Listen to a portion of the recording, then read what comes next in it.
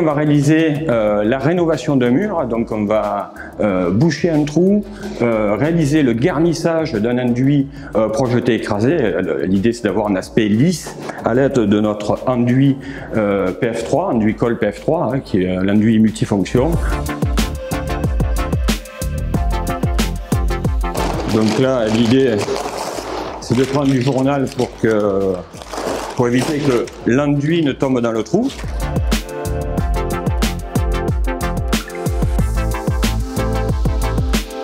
On va réhumidifier un peu le bord pour dépoussiérer.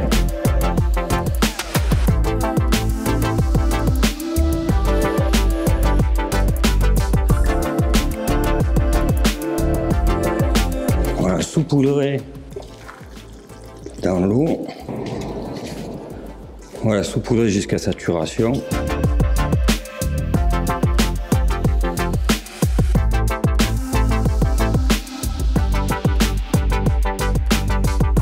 Là, il est suffisamment épais pour venir au boucher.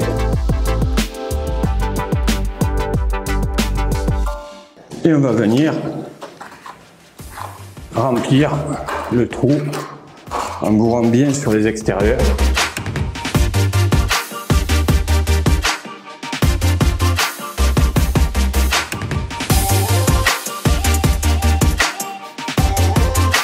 Alors maintenant le trou est rebouché, on va attendre entre 1h30 et 2h que l'enduit ait fait sa prise. On viendra éventuellement couper s'il y a une bosse et puis on passera au garnissage.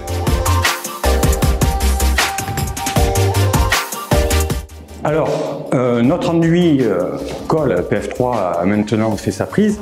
On va pouvoir attaquer le garnissage. Donc pour ce garnissage, je vais utiliser un platoir à deux mains hein, pour me permettre de supprimer quelques petites bosses et pour avoir plus de rapidité de mise en œuvre.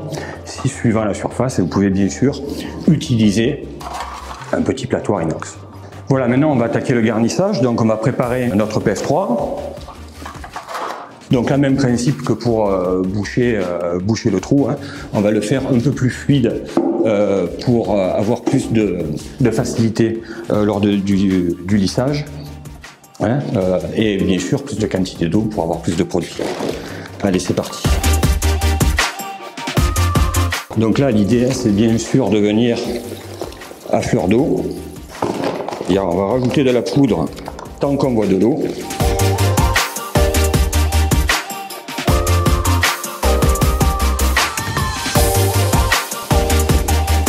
Voilà, l'idée c'est qu'il tienne à l'outil, qu'il ne soit pas trop dur pour pouvoir bien lisser.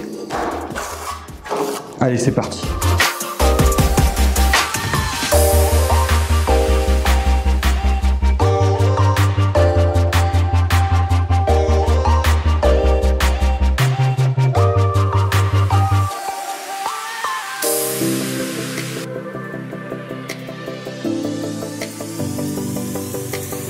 Donc voilà, on a fini notre première passe, on a enlevé le plus gros des défauts. On va attendre que l'enduit colle PF3 fasse sa prise sèche. Alors une fois que notre première passe de PF3 a fait sa prise, hein, donc ça on peut le voir rapidement à partir du moment où il devient mat, et il a plus cet aspect brillant, on va enlever tous les défauts pour pouvoir appliquer la deuxième passe.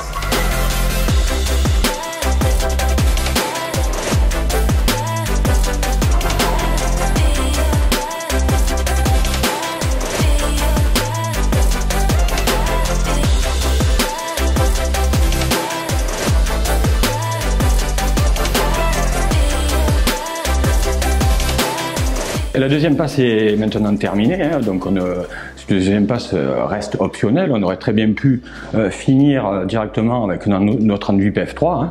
Donc on a choisi de faire un lissage, l'étape suivante avec notre enduit au rouleau qui est le pré-GL.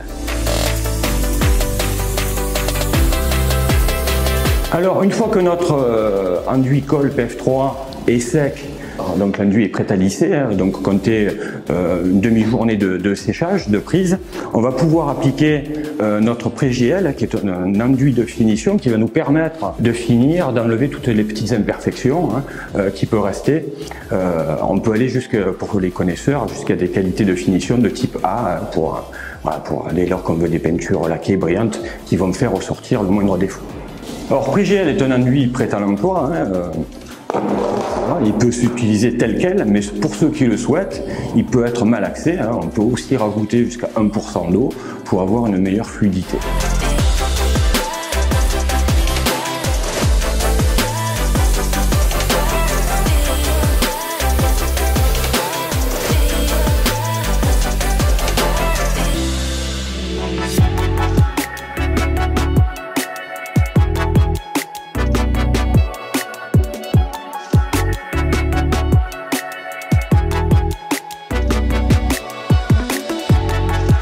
Alors le lissage est maintenant terminé, donc s'il reste des petites imperfections, vous pourrez soit les poncer à l'aide d'un grain de 180-240, des petits trous les reboucher après séchage bien sûr, et ensuite ce sera prêt pour être peint. Voilà, on se retrouve 24 heures après l'application du pré-JL. Maintenant, il est complètement sec. Donc, vous allez pouvoir commencer les travaux de peinture. Petite recommandation, le DTU peinture recommande un délai de 7 jours avant la mise en peinture.